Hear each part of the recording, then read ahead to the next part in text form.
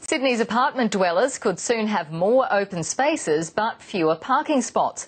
The government is overhauling planning rules, promising potential savings of up to $50,000 for buyers. When Waverley resident Avi Schneider moved into this sun-drenched home, he thought he was a winner.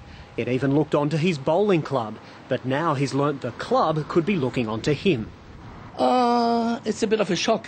The Easts Club is proposing a 10-storey, $100 million development at Waverley Bowls.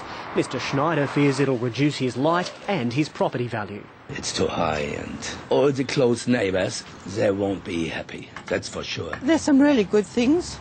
Looking at the picture, some of the buildings seem slightly large. The plan's only in its early stages, but the government believes more storeys will have to be more common in a growing city, and today it proposed new planning guidelines which it says will make apartment living cheaper and more appealing. Sydney's a global city, and it's time we provided people with more choices for where and how they lived. Under the changes, developers will no longer be forced to provide any car spaces for residents if the building's near public transport. Consumers are saying they don't use their cars. They don't want to have to pay an additional $50,000 or $70,000 for an apartment to keep a car in that they use maybe once a week. I'm far from convinced that people will give up their cars. My concern is people will buy cheaper apartments and park on the street.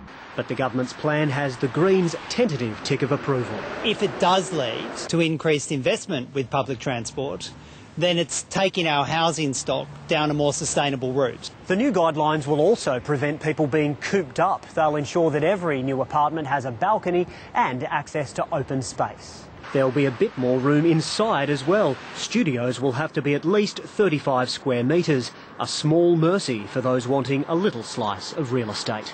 Nick Dole, ABC News.